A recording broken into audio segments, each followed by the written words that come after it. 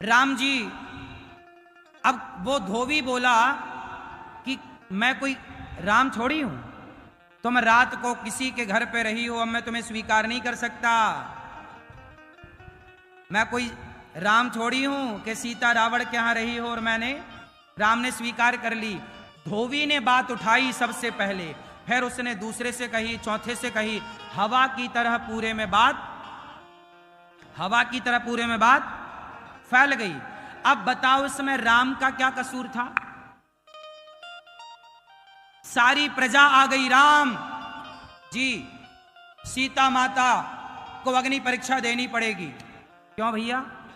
अरे सब में हल्ला है कि पता नहीं रावण के घर आई, रावण के घर रही महीनों, पता नहीं वो पवित्र हैं कि अपवित्र हैं। सारी प्रजा बोली सीता माता को अग्नि परीक्षा देनी पड़ेगी, तब हम सीता को अपनी महारानी के रूप में स्वीकार करेंगे। ये किसने बोला? बोलो। प्रजा ने बोला। अभी राम ने कुछ नहीं बोला। अब राम क्या कर रहे हैं जरा ध्यान से सुनो। अब राम क्या कर सकते थे? राम के पास 3 ऑप्शन है। पहला ऑप्शन कि जो सीता पर लांछन लगा रहे हैं उनको राम जी मृत्यु दंड दे दें। क्यों? आपकी पत्नी पर कोई लांछन लगाए तो आप कोर्ट केस कर सकते हो ना, मानहानि कर सकते हो, हाँ या ना? जोर से। तो राम जी धोबी को फांसी दे सकते थे कि तूने मेरी पत्नी को गलत बोला, तुझे फांसी देता हूं। चलो, यदि राम जी के उस धोबी को फांसी दे देते और धोबी को फांसी देकर मार देते तो प्रजा में मैसेज क्या जाता? अच्छा, राम जी तो मुंह बंद कर रहे हैं, मतलब गलत होंगी सीता, इसलिए तो मुंह बंद कर रहे हैं। यदि राम जी दंडित करते धोबी को तो बताओ, अभी सीता माता पर आरोप लगा था, लेकिन धोबी को मारते तो आरोप सिद्ध हो जाता, हाँ या ना? उत्तर दो। तो राम जी धोबी को मार नहीं सकते थे, जबकि राजा थे, चाहते तो दंड देते कि भाई तुम क्यों बोल रहे हो, पर नहीं, ये ऑप्शन अच्छा नहीं था। अब दूसरा ऑप्शन था राम जी के पास। दूसरा ऑप्शन था कि सीता मां से कहें कि तुम परीक्षा दे दो, तो सीता मां तो तैयार हो जाती कि चलो मैं अग्नि परीक्षा दे दूंगी, लेकिन सीता माता का अब इस प्रजा के प्रति ना मन खिन्न हो गया। एक बात बताएं, आपके पारिवारिक लोग, आपके अपने लोग आप पर लांछन लगा देना एक बार और बाद में सॉरी कह दे, नहीं भाई अच्छा सॉरी, एक बार आप पर कोई लांछन लगा दे तो आप उस आदमी के संग रहना पसंद करेंगे क्या? परिवार का कोई भी सदस्य हो, आप पर कोई गलत लांछन लगा दे तो क्या आप उसके साथ रहना पसंद करोगे? बोलो। नहीं। सीता माता को लगा कि मैं तो अग्नि परीक्षा दे सकती हूं, अभी दे दूं, लेकिन सीता मां ने मन में सोच लिया कि अब मुझे इस प्रजा के साथ नहीं रहना, अब मैं नहीं रहूंगी इनके साथ। जो प्रजाजन, जो लोग अपनी महारानी पर, राम की पत्नी माता सीता पर जो उंगलियां खड़ी करे, अब तुम लोगों के बीच में मैं कैसे रहूं? सीता मां ने कहा कि मैं अग्नि परीक्षा तो दे दूंगी, लेकिन अब मैं रहना नहीं चाहती, मैं अग्नि परीक्षा देकर भगवान अपने धाम चली जाऊंगी। सीता मां ने कहा मैं अब अपने धाम चली जाऊंगी, पर संकट दूसरा था। यदि सीता मां अग्नि परीक्षा दे के अपने धाम चली गई तो जो सीता मां के गर्भ में 2 बच्चे हैं लवकुश, वो जन्म कैसे लेंगे? तो सीता मां ने कहा मैं परीक्षा दूंगी, थोड़ा रुक कर बच्चों को जन्म दे दूं, संस्कारी बना दूं। और जब सीता मां गर्भवती हुई और सीता मां ने राम जी को पहली सूचना दी कि आप पिता बनने वाले हैं, तो राम ने कहा सीता क्या चाहती हो, कुछ मांग लो। सीता मां ने कहा कि हे प्रभु, मैं ये चाहती हूं कि मेरे बच्चों का जन्म हो तो इन राजमहलों में नहीं, संतों की कुटिया में जन्म हो, ताकि संतों के संस्कार इन बच्चों के भीतर आए। ये बात वाल्मीकि रामायण में लिखी है। माता सीता ने खुद कहा कि मुझे संतों की कुटिया में बच्चों को जन्म देना है। तो राम जी ने सोचा अब क्या करें। तो तीसरा ऑप्शन, राम जी ने माता सीता को सुरक्षित एक संत के आश्रम में भेज दिया, महर्षि वाल्मीकि जी के आश्रम में। और महर्षि वाल्मीकि जी के आश्रम में माता सीता रहीं। लवकुश का जन्म हुआ, और जब लवकुश का जन्म हुआ, पढ़ाया लिखाया, योग्य बनाया, और जब लवकुश को राम के हाथों सौंप दिया, तब सीता माँ ने परीक्षा दी, आओ प्रजा देख लो कि मैं शुद्ध हूं कि अशुद्ध हूं। सीता माँ ने अंतिम शब्द कहे, हे पृथ्वी माता, यदि मैं पवित्र हूं, राम के अतिरिक्त मैंने स्वप्न में किसी पराये पुरुष का चिंतन ना किया हो, यदि ये लवकुश राम के पुत्र हों, तो हे पृथ्वी माता, अपनी गोद में हमें स्थान दे दो। ये कहते ही पृथ्वी माता विमान लेकर प्रकट भईं, और माता सीता उस पृथ्वी माता की गोद में बैठकर पृथ्वी से प्रकट हुई थी और पृथ्वी में समा गईं, अर्थात अपने परम धाम को चली गईं माता सीता। जो प्रजा आपको लांछन लगा रहा है, उस प्रजा के बीच में कैसे रहती माता सीता? अब परीक्षा देकर शुद्ध भी प्रमाणित हो जाती, तो क्या रहने में जी लगता कि यार तुमने देखो हमारी परीक्षा ली है, तब विश्वास किया है, तुम्हें तो हमारे चरित्र पर विश्वास था ही नहीं। अब बताओ, इस पूरी कथा में राम का क्या रोल नजर आया आपको? राम यदि सीता मां को वनवास ना भेजते तो लोग क्या कहते? राम मनमाने राजा है। और राजा कौन सा अच्छा, जो परिवार की बात सुने या प्रजा की बात सुने? मैया, राजा कौन सा अच्छा होता है, जो परिवार की बात सुने या प्रजा की बात सुने? मैया, पीली मैया। हाँ, राम एक अच्छे राजा हैं, क्योंकि राम ने प्रजा की खुशी के लिए अपने परिवार की खुशी का परित्याग कर दिया। कोई बात नहीं, मेरी प्रजा खुश है, सीता मां वनवास चलेगी। चलो, तुम चाहते हो ना कि मैं अपनी पत्नी से दूर हो जाऊं, तो तुम्हारी भलाई के लिए मैं ये भी करने को तैयार हूं। ऐसा राजा राम के बाद फिर इस धरती को दोबारा नहीं मिला। इसलिए राम एक अच्छे पति हैं। आपने एक एंगल तो देखा कि सीता मां को वनवास भेज दिया। अरे राम जी सीता माता के लिए रावण से लड़ गए, लंका जला दी, रावण की सत्यानाश कर दिया रावण का। एक नारी के स्वाभिमान की स्थापना करने के लिए अकेले राम रावण की सेना से लड़ गए, एक नारी के लिए। सीता मां के वनवास जाने का एक कारण ये है, अभी दो कारण और हैं, मैं दो कारण और समझा दूं आपको। सीता मां के वनवास जाने का एक दूसरा प्रयोजन ये था, कारण ये था कि आपने सुना होगा, आपने एक कहावत सुनी होगी कि मेरी उम्र तुम्हें लग जाए। ये किस किस ने सुना है? आप लोग जब ज्यादा प्रसन्न होते हैं किसी पर तो क्या बोलते हैं? मां क्या बोलती है बच्चे को कि मेरी उम्र, ये बोल परंपरा है ना, ये कहावत है प्रचलन में। आपको पता, अब ये कहावत आप सब जानते हैं। क्या आपको ये बात पता है कि सबसे पहले ये बात कही किसने थी कि मेरी उम्र तुम्हें लग जाए? सबसे पहला ये सेंटेंस किसने बोला था? आओ सुनते हैं। जब राम जी ने रावण को मारा तो राम जी से मिलने दशरथ जी आए। ये ऑन रिकॉर्ड रामचरितमानस में ये लिखा है। राम जी से मिलने कौन आए? दशरथ जी, राम के पिता। दशरथ जी ने कहा, वाह राम, तूने एक अच्छी मर्यादा की स्थापना की, तुम अच्छे पुत्र बन गए राम, तुमने पिता का मान रखा। बेटा, मेरी कुछ इच्छा है। क्या? अच्छा ये बताओ, दशरथ जी अपनी मृत्यु से मरे थे या राम के वियोग में मरे थे? राम जी के वियोग में मृत्यु हुई थी, दशरथ जी की अपनी नेचुरल डेथ नहीं थी। अभी दशरथ जी की 2000 साल उम्र बाकी थी। कितनी उम्र बाकी थी?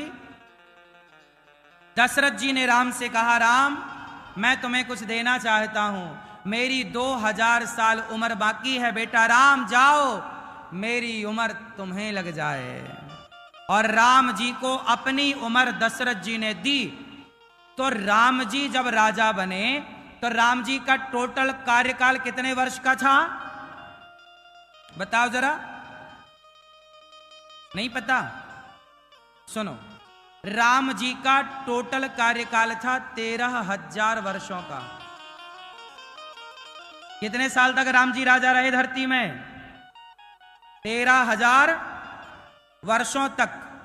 उस समय आयु जैसे आज 100 साल की आयु है, उस समय हजारों साल की आयु होती थी। उस सतयुग त्रेता में आयु ज्यादा थी, हाँ या ना? तो राम जी कितने साल तक धरती में राजा रहे? जोर से, 13,000 वर्षों तक। अब 13,000 वर्षों में जो 2,000 वर्ष थे वो किसके दिए थे? जोर से, जोर से, दशरथ जी। अब राम जी संकट में पड़ गए कि पिता की उम्र से, पिता की आयु लेकर मैं अपनी पत्नी का स्पर्श करूंगा तो मर्यादा बिगड़ जाएगी। इसलिए राम जी ने कहा अब पिता की आयु में स्वीकार कर रहा हूं सीता, इसलिए आप वनवास, संतों की कुटिया में लव। उसी समय ये धोबी वाला केस हो गया। तो वो सीता माता वनवास कब गई? 13,000 वर्ष जब राम जी और सीता संग रहे। कितने साल साथ रहे? 13,000 सालों तक तो राम सीता साथ रहे। आखिरी के दौर में सीता माता गर्भवती भई और 13,000 साल जब पूरे हुए तब राम जी ने, तब सीता मां को वनवास हुआ। यदि संदेह होता तो 13,000 साल साथ में क्यों रहते? ये बात 13,000 साल बाद की है। फिर राम जी पे दशरथ जी की आयु स्टार्ट हो गई और दशरथ जी की आयु से राम जी ने अपना आगे का कार्यकाल पूरा किया।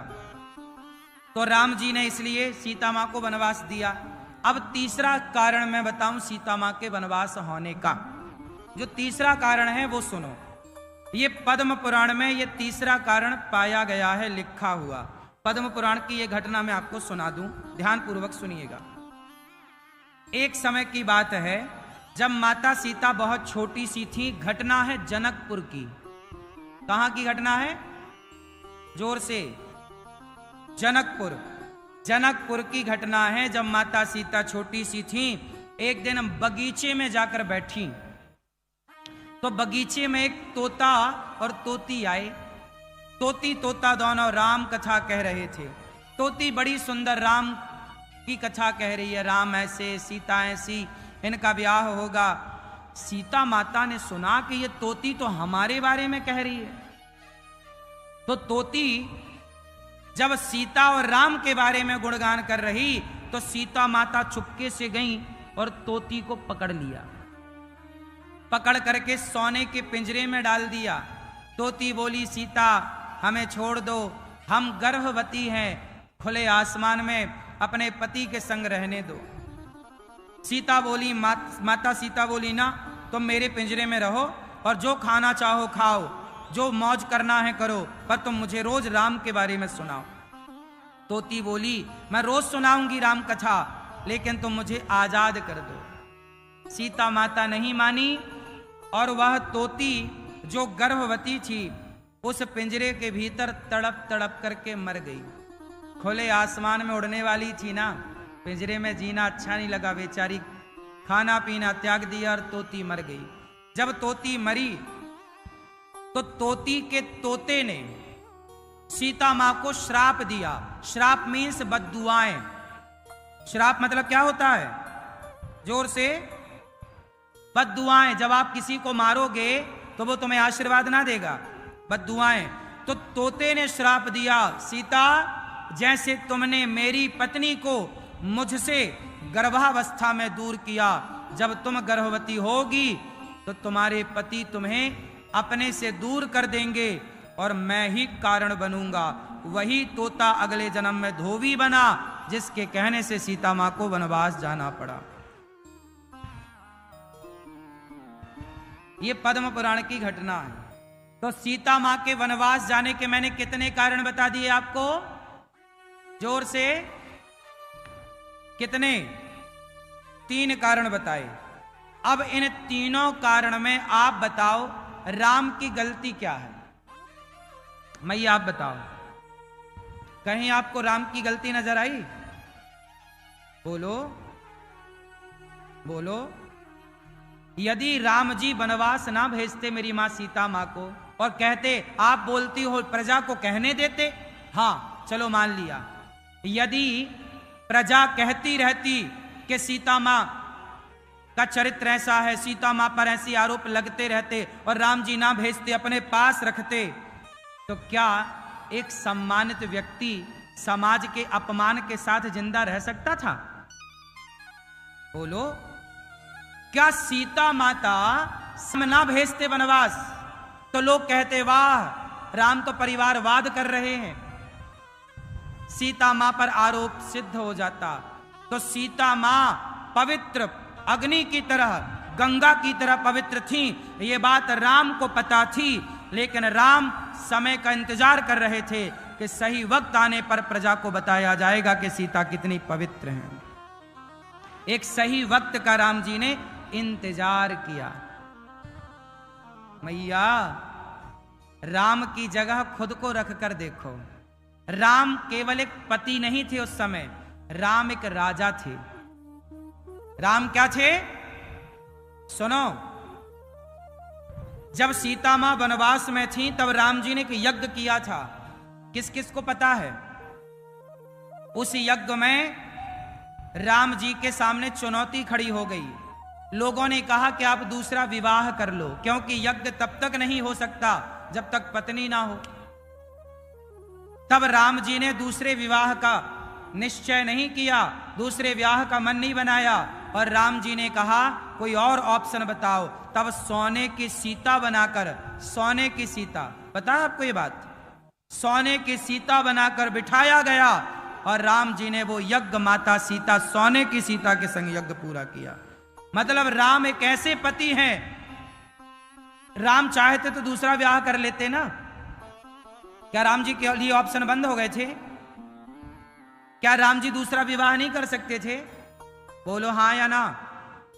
कर सकते थे, नहीं किया। एक अच्छा पति यही है कि पत्नी के लिए रावण से लड़ गए, पत्नी की खुशी के लिए सारा कुछ राम जी ने किया। सीता मां पवित्र थी, पवित्र रहेंगी, इसके लिए उनके चरित्र पर कोई आंच ना आए, इसके लिए राम ने उनके भले के लिए वनवास भेजा था। तो अब कितने लोग मानते हैं कि राम एक अच्छे पति हैं? मैया आप नहीं मानती हो? नहीं आई समझ में? आई कि नहीं? नहीं मानती हो? राम को नहीं मानती हो? पति नहीं मानती हो राम को? अच्छा पति नहीं मानती हो? समझ में नहीं आया आपके? ये समझना नहीं चाहती हो? राम एक अच्छे पति हैं, राम एक अच्छे राजा हैं, और राम एक अच्छे पुत्र हैं। राम एक अच्छे पुत्र हैं कि नहीं? उत्तर दो। मां के कहने से वनवास चले गए। सौतेली मां ने कहा था, पूछ लेते पलट के, मां मेरी गलती बता दो, मैं क्यों वनवास जाऊं? पिता तो राजा बना रहे थे। राम एक अच्छे भाई हैं या नहीं? उत्तर दो। राम एक अच्छे भाई, राम एक अच्छे मित्र है कि नहीं? राम एक अच्छे योद्धा है कि नहीं? राम एक अच्छे राजा है कि नहीं? राम एक अच्छे लीडर है कि नहीं? हाँ मेरी मां। और आप लोग केवल एक अच्छे व्यापारी बन पाते हो, ना तो एक अच्छे पिता बन पाते हो, ना एक अच्छे पति बन पाते हो, ना एक अच्छे पुत्र बन पाते हो। आप एक अच्छा पुत्र बनने की कोशिश कीजिए। एक अच्छा पुत्र बन के अपने माँ बाप को खुश रखिए। एक अच्छा पति बनने की कोशिश कीजिए। एक अच्छा पति बनकर, सुनो मैया, सीता मां से पूछा था किसी ने, वाल्मीकि रामायण में लिखा है, जब सीता मां जंगल में लकड़ी काट रही थी और लव कुश की सेवा, पुत्रों की सेवा कर रही थी, तो सीता मां से किसी ने पूछा कि सीता, राम ने तो तुम्हारे साथ बहुत गलत किया, अब बताओ क्या तुम राम जैसा पति चाहोगी? मैया, कभी आप सीता माता से मिलें और सीता माँ से आप पूछें कि राम जैसा पति आप चाहोगी, तो सीता माँ का उत्तर क्या होगा? पीली मैया बताएंगी। हैं? तुम्हारे हिसाब से तो राम जी अच्छे पति नहीं है, पर सीता माँ क्यों चाहेंगी? हैं? सीता माँ ने कहा कि मैं जब जब जन्म लूं मुझे राम ही पति के रूप में चाहिए और कोई नहीं। लोगों ने कहा उन्होंने तो आपके साथ गलत किया। नहीं, सीता माँ ने कहा जगत की नजर में, संसार के नजर में वो गलत है, पर राम ने जो किया वो एक अच्छे पुत्रों के लिए वो चाहिए था। राम के पुत्र लवकुश यदि अयोध्या में होते तो बचपन में इतने शक्तिशाली हो गए लवकुश के हनुमान जी को युद्ध में पराजित कर दिया, लक्ष्मण जी को युद्ध में पराजित कर दिया। आपने देखा ना, जब घोड़ा छोड़ा गया सबको पराजित कर दिया। राम का बेटा कैसा होना चाहिए? एक अच्छा बुद्धिमान योद्धा, एक अच्छा लीडर हो, एक अच्छा संस्कारी बालंदा है। बच्चों को संस्कारी बनाना है तो संतों से जोड़ दीजिए। लेकिन आज विडंबना जानते हो क्या है? आज हमारे देश में संतों से ना जुड़े युवा, संतों से ना जुड़े लोग, इसके लिए बॉलीवुड एक षड्यंत्र कर रहा है। आश्रम जैसी मूवियां आपने देखी होंगी। आश्रम नाम की एक मूवी लॉन्च करी बॉलीवुड ने। उस मूवी को जो देखेगा, जो बच्चा देखेगा, वो बच्चा संतों का विरोधी हो जाएगा। हाँ या ना? आश्रम मूवी इस तरह से डिजाइन की गई है कि जो सनातनी, जो बच्चा देखेगा वो संतों से नफरत करेगा, और संतों से नफरत करेगा तो संतों के पास जाएगा कैसे? और जाएगा ही नहीं तो संस्कार कहां से आएंगे? तो आपके बच्चे संस्कारहीन हो जाएं, इसके लिए बॉलीवुड काम कर रहा है। वो कह रहा है कि दाने दाने में केसर का दम। वो गुटखा खवाना चाहता है आपके बच्चों को, वो जंगली रमी डाउनलोड कराना चाहता है आपके बच्चों को, वो शराब, मुझे पीने का शौक नहीं, पीता हूं गम भुलाने को, वो शराब बेचना चाहते हैं आपके बच्चों को। बताओ, आज बॉलीवुड के द्वारा जंगली रमी के जुआ के ऐप बेचे जा रहे हैं कि नहीं? हाँ या ना उत्तर दो जोर से। आज बॉलीवुड के द्वारा आपके बच्चों को जुआ की लत लगाई जा रही है कि नहीं? आपके बच्चों को शराब की लत लगाई जा रही है कि नहीं? हाँ या ना? आपके बच्चों को दाने दाने में केसर का दम कह करके गुटखा खवाया जा रहा है कि नहीं? आपके बच्चों को अंडा बेचे जा रहे हैं कि नहीं, संडे हो या मंडे? बॉलीवुड ने सारे गलत चीजों का प्रचार किया है और संत लोग अच्छी चीजों का प्रचार करते हैं। तो ये आपके बच्चे संतों से ना जुड़े, इसलिए ये आश्रम जैसी पिक्चरें बनाते हैं, मूवियां बनाते हैं, ताकि आपके बच्चों को संतों के खिलाफ भड़का सकें, बरगला सकें और वो संतों का दुश्मन बना सकें। जो काम पाकिस्तान में बैठ के वहां की कुछ एजेंसियां आतंकवादी बनाने का काम करती हैं, उसी तरह बॉलीवुड नशे के आतंक में युवाओं को ले जा रहा है। नशा को आप आतंक मानते हैं कि नहीं? कौन कौन मानता है? नशा भी आतंक से कम नहीं है। कितने लोग इस बात से सहमत हैं कि नशा एक प्रकार का आतंक है? हर मां परेशान है अपने बेटे के नशा से, हर पत्नी परेशान है अपने पति के नशा से। और बताओ, सारे नशों का प्रचार बॉलीवुड कर रहा है कि नहीं? हाँ या नाम उत्तर दे दो जोर से। अब बताओ, ये बॉलीवुड के लोग, अंग्रेजों ने 200 साल में, मुगलों ने 500 साल में जितना नुकसान भारतीय संस्कृति को नहीं पहुंचाया, 700 साल गुलाम होकर भी भारत का जितना नुकसान नहीं हुआ, 700 साल में भारत की संस्कृति को इतनी क्षति नहीं पहुंची जितनी क्षति 70 साल में बॉलीवुड ने पहुंचा दी। आप मानो या मत मानो, आज तुम्हारा बेटा शराब पीता है, आज तुम्हारा बेटा जुआ खेलता है, तो जिम्मेदार बॉलीवुड है, हाँ या ना? जोर से, तुमसे तो बोलना भी नहीं आ रहा है। गलत को गलत कह दो, तमाशा ना देखो चुप बैठ के। पितामह भीष्म भी चुप थे जब द्रौपदी की साड़ी उतर रही थी। आज तुम्हारे बहन बेटियों के साथ, आज तुम्हारे बच्चों के साथ बॉलीवुड तरीके से गेम खेल रहा है, और तुम चुपचाप पितामह की तरह बैठे देखोगे तो महाभारत होगा। इसलिए गलत को गलत कहना स्टार्ट कर दो। बॉलीवुड पिक्चरों में गाने बनाती है, तू हां कर या ना कर, तू है मेरी किरण। ये गाना सुना आपने? तू हां कर या?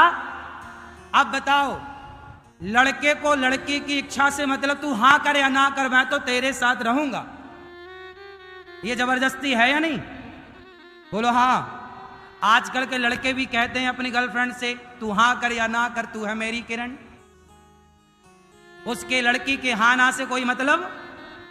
अब बताओ, ये जबरदस्ती है कि नहीं? ये जबरदस्ती किसने सिखाई? बॉलीवुड ने सिखा दी, और ये बच्चे कर रहे हैं जबरदस्ती। आपको पता ही नहीं चला कि कब आपके बच्चों को ये जहर घोल के चले गए। इतना गलत प्रयास किया बॉलीवुड ने, और आप पता नहीं यहां रह के, मुंबई में रह के आप क्यों नहीं इन चीजों का विरोध करते? आप एक लड़की हैं, यहां बताओ, ये लड़की है, आपकी हाना की इच्छा मानी जाएगी कि नहीं? आपकी स्वीकृति लेना आवश्यक है या नहीं किसी भी काम में? लेकिन ये गाना क्या कहता है? तू हां कर या ना कर, तू है मेरी किरण। ये गाना सुना है ना आप लोगों ने?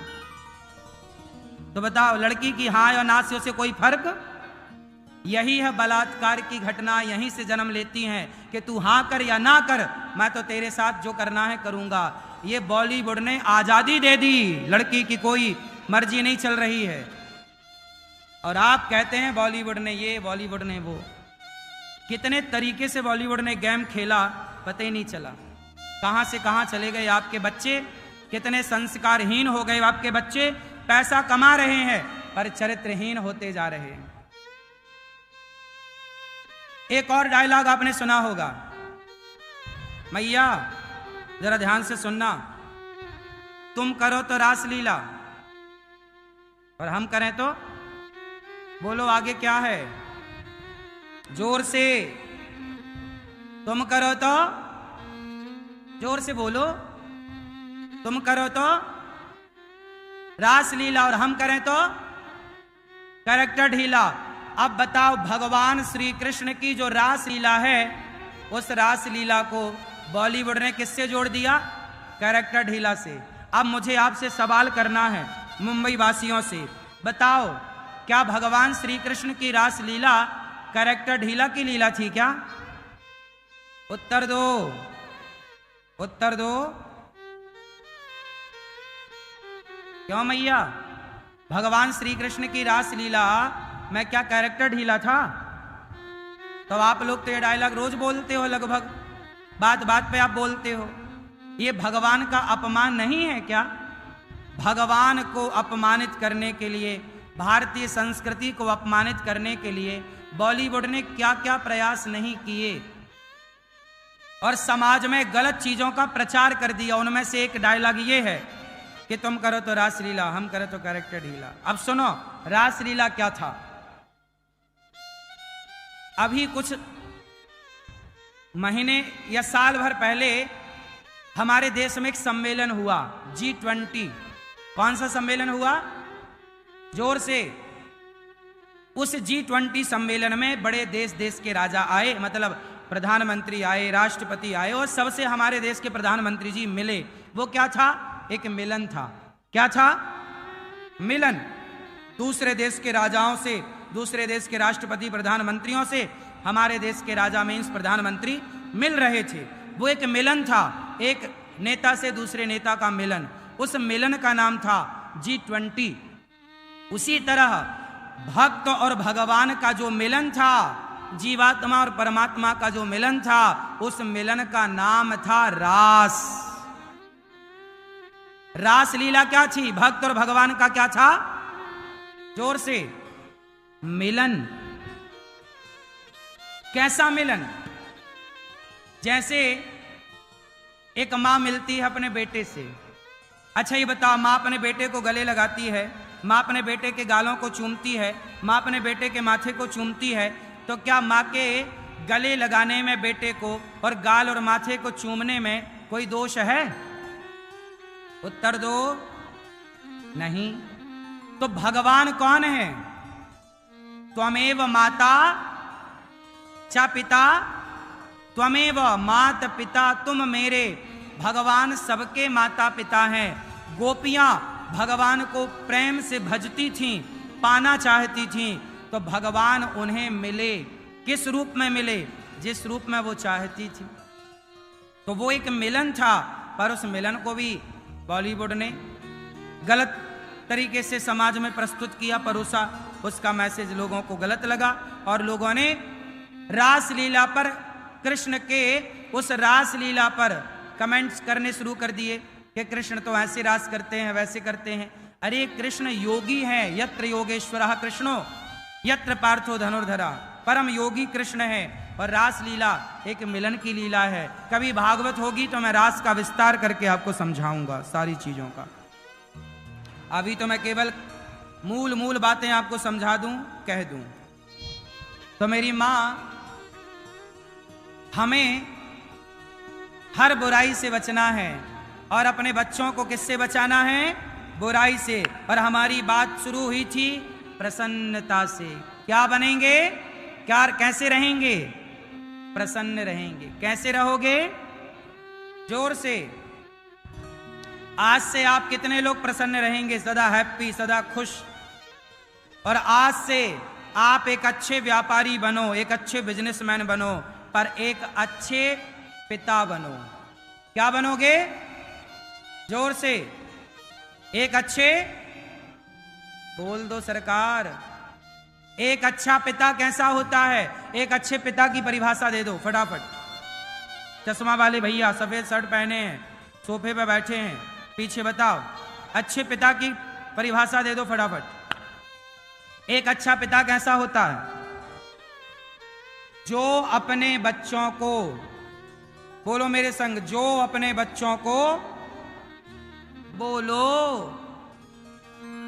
जो अपने बच्चों को, थोड़ा जोर से सरकार, जो अपने बच्चों को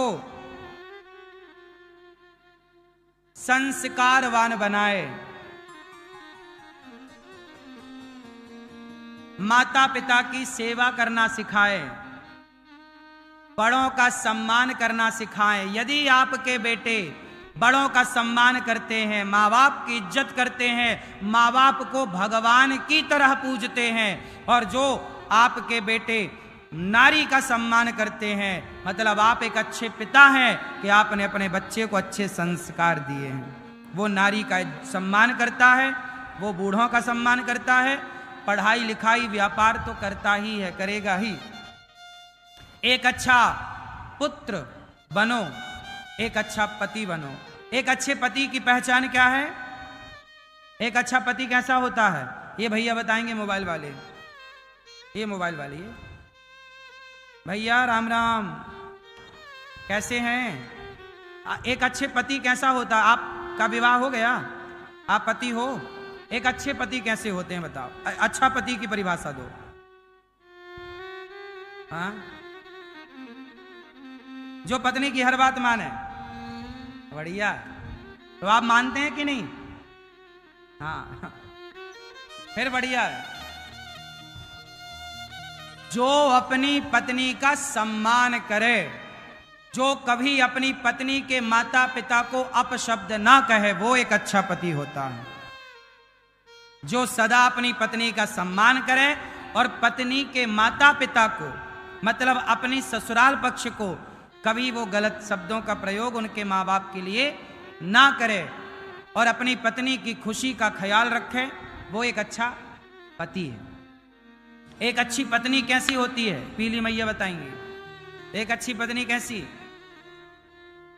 हाँ, आप एक अच्छी पत्नी हो कि नहीं? हैं? क्या परिभाषा है एक अच्छी पत्नी की? हैं? जो पति को मारे? एक अच्छी पत्नी कैसी हो? एक अच्छी पत्नी के लक्षण क्या है? जो सदा अपने पति का सम्मान करे और अपने पति की माता पिता मतलब अपने सास ससुर का सम्मान करे, और पति जो दे वो महलों में रखे या झोपड़ी में रखे, पत्नी उस हाल में प्रसन्न रहे, वही एक अच्छी पत्नी है। पति की खुशी में खुश रहे और पति के दुख में दुखी रहे, पत्नी पति का सदा साथ निभाए, वही एक अच्छी पत्नी है। चलो, एक अच्छी मां कैसी होती है? अच्छी बोलो मेरी मां। हाँ हाँ मां, तू कितनी अच्छी है, तू कितनी भोली है, ओ प्यारी प्यारी है, ओ माँ, ओ माँ, ओ माँ, ओ प्यारी माँ। अच्छा ये बताओ, आप कितने लोग मानते हैं कि मां का रिश्ता सबसे प्यारा रिश्ता है? कितने लोग अपनी मां की इज्जत करते हैं, सम्मान करते हैं? जरा हाथ उठाओ।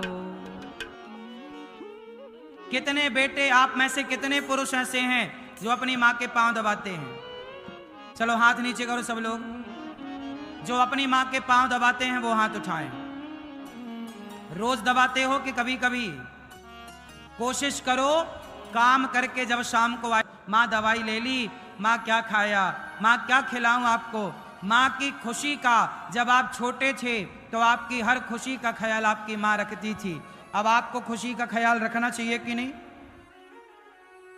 आजकल की औलाद ऐसी है, माँ से बात ही नहीं करती।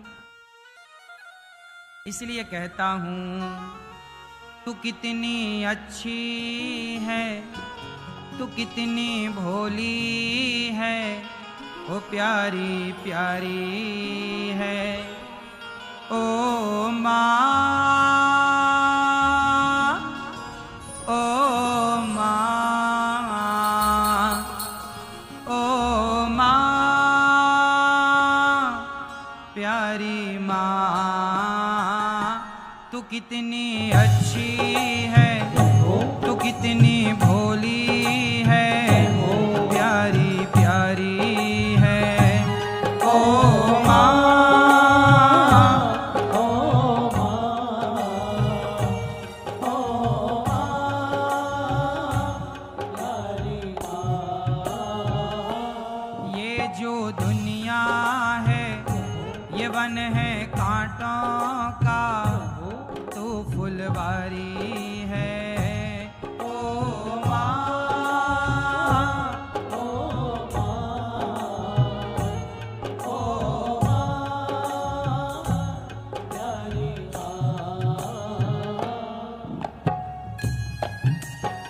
माँ के लिए सुंदर तालियों की सेवा, माँ को याद करते हुए।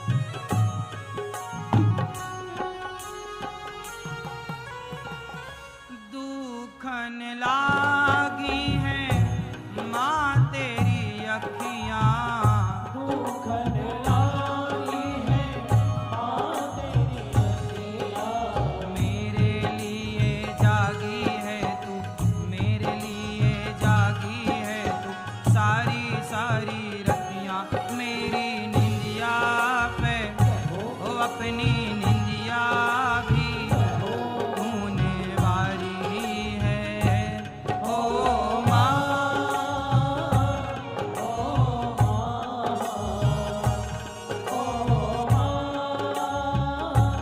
प्यारी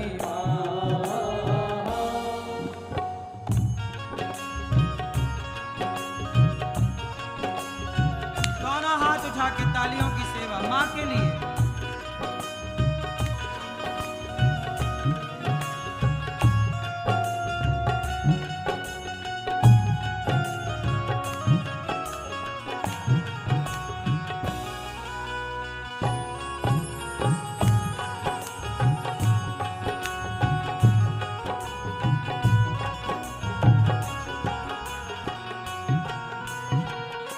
अपना नहीं तुझे सुख दुख कोई, अपना नहीं तुझे सुख दुख कोई।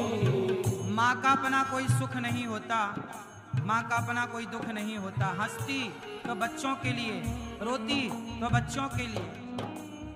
बच्चों की खुशी मायने रखती है माँ को, पर विडंबना देखिए कि बच्चे बड़े हो जाते हैं तो माँ की खुशी बच्चों को मायने नहीं रखती। अपना नहीं तुझे सुख दुख कोई, अपना नहीं तुझे सुख दुख कोई। मैं मुस्काया तू मुस्काई, मैं रोया तू रोई। मेरे हंसने पे मेरे रोने पे तू बलिहारी है। ओ माँ,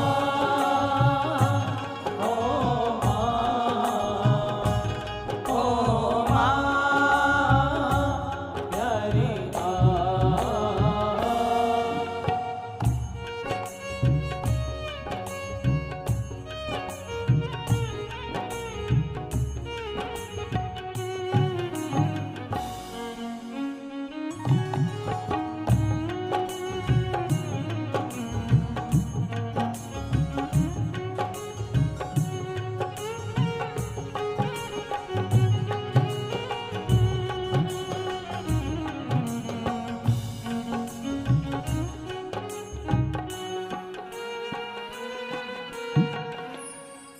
माँ बच्चों की जान होती है, माँ की जान होती है।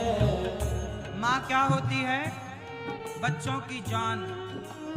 इसलिए कहता हूं अपनी माँ की सेवा करो, आरती उतारो अपनी माँ की। हो लेके पूजा की थाली, जोत मन की जगाली, तेरी आरती उतारूं भोली माँ। तू जो दे दे सहारा, सुख जीवन का सारा, तेरे चरणों पे वारूं भोली माँ। ओ माँ, ओ माँ, ओ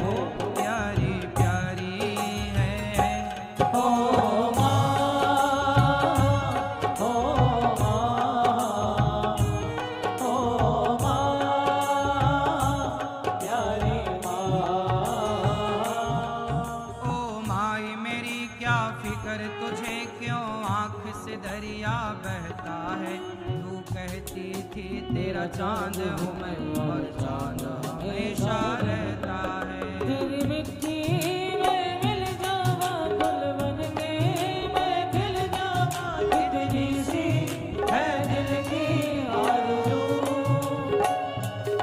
और तेरी नदियों में बह जावा, तेरे खेतों में लहरावा, कितनी सी है दिल की आरज़ू।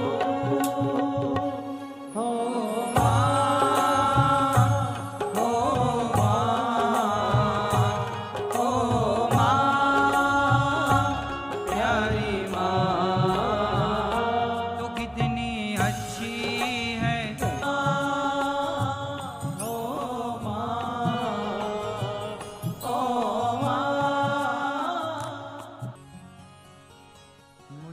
दुनिया में लाया,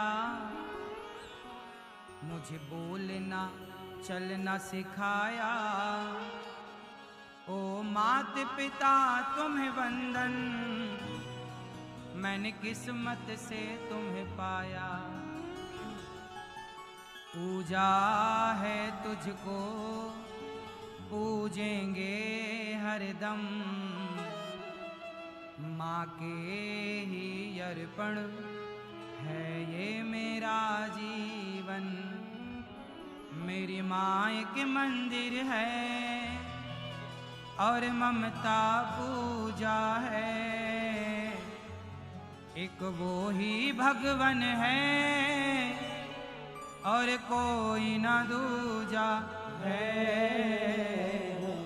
ये मेरी कहानी मेहरबानी तेरी है, तेरे जीवन में खुशियाँ तमाम आएंगी, तेरे जीवन में खुशियाँ तमाम आएंगी। ले ले माँ की दुआएं तेरे काम आएंगी। किसकी दुआएं लेना है आपको? जोर से। किसकी? कहते हैं माँ की दुआएं कभी खाली नहीं जाती, माँ की दुआएं कभी खाली नहीं जाती। ये बात भगवान से भी टाली नहीं जाती। बर्तन मांझ कर 4 बच्चों का पेट भर देती है माँ, पर उन 4 बच्चों से एक बूढ़ी माँ पाली नहीं जाती। बड़ी विडंबना।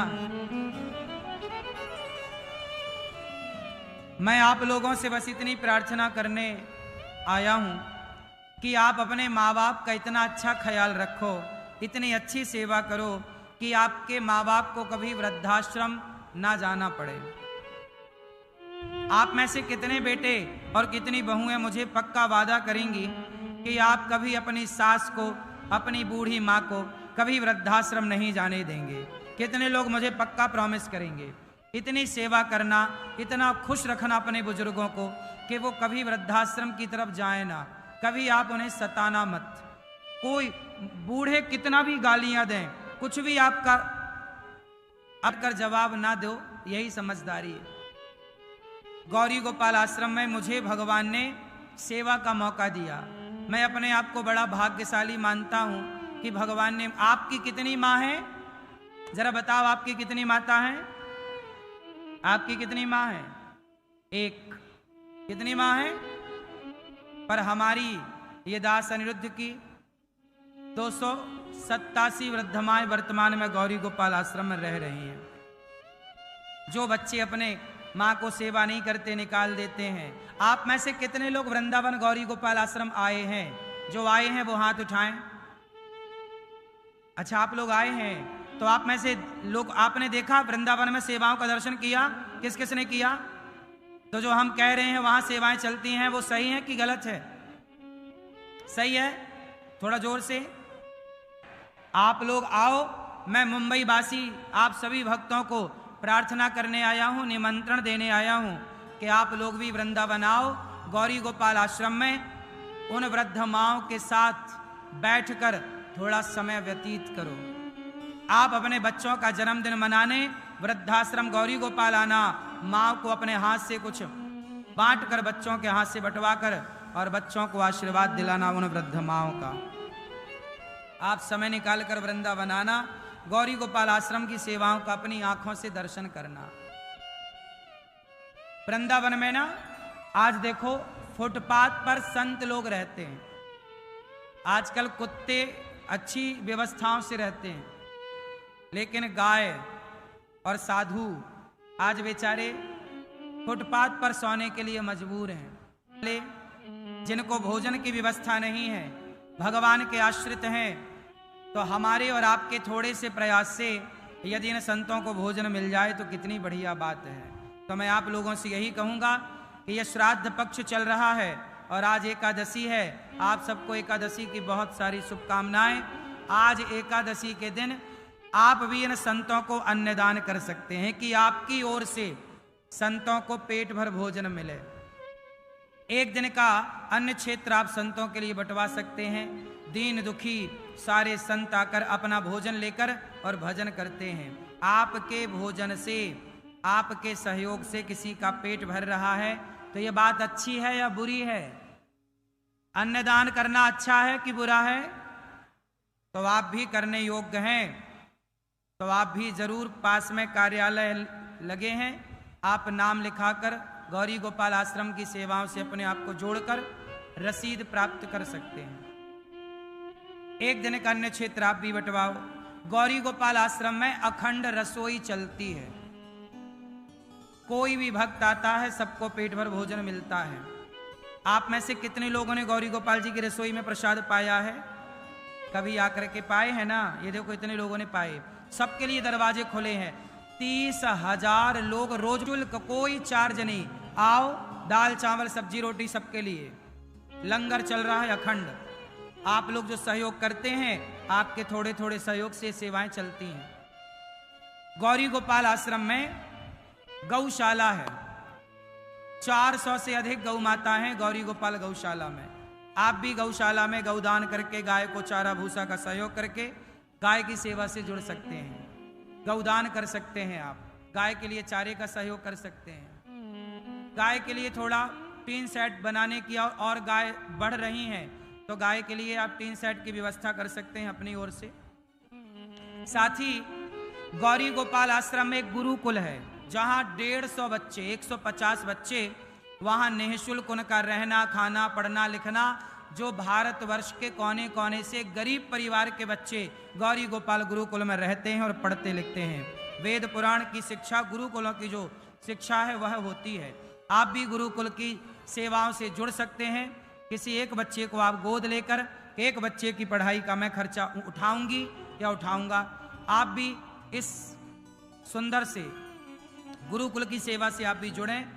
और गौरी गोपाल आश्रम में संत निवास, जो संत फुटपाथ पर सोते हैं उनके लिए एक संत निवास बनाने का मन है तो आप 1 गज 2 गज भूमि का सहयोग कर सकते हैं संत निवास के लिए। आपकी भूमि पर संत निवास बने और प्रेम से संत लोग रहें। गौरी गोपाल आश्रम में जितनी सेवाएं हैं उनमें सबसे बड़ी सेवा है वृद्ध माओं की। 285 से अधिक वृद्ध माताएं रहती हैं और रोज कोई ना कोई माँ आती हैं जिनके बेटा, बहू, पोता, पोती, बेटियां घर से निकाल देती हैं। ऐसे सताए ठुकराए बूढ़े बुजुर्ग गौरी गोपाल आश्रम में श्राद्ध पक्ष चल रहा है। आप अपनी माँ का श्राद्ध करना चाहते हैं तो इन वृद्ध माओं को अन्नदान करके आपकी माँ जरूर, बुजुर्गों का आशीर्वाद, पूर्वजों का आशीर्वाद आपको मिलेगा। तो आप भी वृद्ध माओं के लिए भोजन का सहयोग कर सकते हैं, माओं को गोद ले सकते हैं। एक दूसरी व्यवस्था ये है कि 285 माताओं से वृद्धाश्रम भर चुका है। रोज कोई ना कोई माँ आती हैं, अब माओं को रहने की जगह नहीं है, तब एक और आश्रम ये दास अनिरुद्ध ने बनाने का मन बनाया है।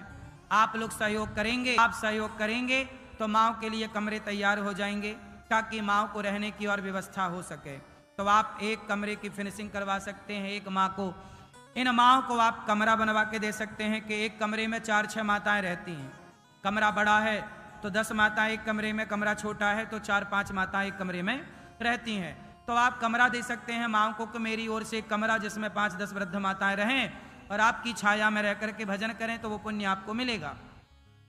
तो इस तरह से आप वृद्ध माओं की सेवा से जिस तरह आप लायक हैं, पहले तो मैं प्रार्थना करूंगा कि गौरी गोपाल आश्रम आओ, अपनी आंखों से देखो कि वहां सेवाएं चल रही हैं कि नहीं। जब सेवा देख के आप विश्वास कर लो फिर आप सहयोग करना। आपको विश्वास ना हो तो सहयोग मत करना, और विश्वास है कि आपका ये बेटा अनिरुद्ध सेवा करता है। आपको कितनों को विश्वास है कि दास अनिरुद्ध सेवा कर रहा है गौरी गोपाल में? है विश्वास? विश्वास है तो सहयोग करना, विश्वास नहीं है तो गौरी गोपाल आओ, अपनी आंखों से देखना। अब देखो इतनी बड़ी पारदर्शिता में कह रहा हूं, और क्या हो सकती है कि आओ अपनी आंखों से देखो। सारे लोग, हमारे भैया जी आए, भैया जी आए और इन्होंने अपनी आंखों से देखा। बड़े प्रेम से इन्होंने अपने नेत्रों से देख करके, भैया विक्रम भैया है ना, आपने देखा ना अपनी आंखों से, इन्होंने देखा और इन्होंने निर्माण कार्य चला। आप में से कुछ भक्तों ने अपने सहयोग के हाथ पहुंचाए हैं। नाम सुन के आगे की कथा में प्रवेश करेंगे, और ये श्राद्ध पक्ष चल रहा है, निश्चित अपने बुजुर्गों के नाम से कुछ ना कुछ कार्य करिए। अभी कथा के बाद यहाँ पर 6:30 बजे से प्रश्नोत्तरी होगी। यदि आपको कोई सवाल करना है तो ये दास अनिरुद्ध यदि बन पड़ेगा तो आपके प्रश्न का उत्तर देगा। 6:30 बजे अभी प्रश्नोत्तरी होगी। आप YouTube पर देख सकते हैं, आप अपने मोबाइल पर YouTube पर जाकर अनिरुद्धाचार्य टाइप करेंगे, आप जुड़ पाएंगे। आओ, कुछ भक्तों ने गौरी गोपाल आश्रम में संतों के लिए अन्नदान पहुंचाया है, वृद्ध माओं के लिए अन्नदान किया है, गौदान किया है। नाम सुनते हैं उन दानवीर महापुरुषों के जिन्होंने अपने धन को धर्म से जोड़कर पावन किया है। अच्छा बताओ, गौरी गोपाल आश्रम की जितनी सेवाएं चलती हैं, एक साथ गुरुकुल की सेवा, गौशाला की सेवा, वृद्ध माओं की सेवा, रसोई की सेवा, अन्न क्षेत्र की सेवा, संतों की सेवा, एक साथ इतनी सारी सेवाएं कहीं देखने को मिलेंगी तो गौरी गोपाल आश्रम में देखने को मिलेंगी। पूरे भारत की सबसे बड़ी रसोई में 5वें नंबर की रसोई गौरी गोपाल जी की रसोई है। आप आइए, बताना बहुत अच्छा नहीं है, आप देखेंगे बहुत अच्छा लगेगा। कुछ भक्तों ने सहयोग किया, नाम पहुंचाए, आप भी अपने नाम पहुंचा सकते हैं। आपके नाम की घोषणा यहां से हो तो मुझे लगेगा कि जो नाम यहां से बोले जाएंगे वो आप और हम नहीं, बिहारी जी सुनेंगे कि इन्होंने किसी बेसहारा माँ का सहारा बनने के लिए हाथ बढ़ाए हैं, किसी भूखे की भूख मिटाने के लिए आपने हाथ बढ़ाए हैं।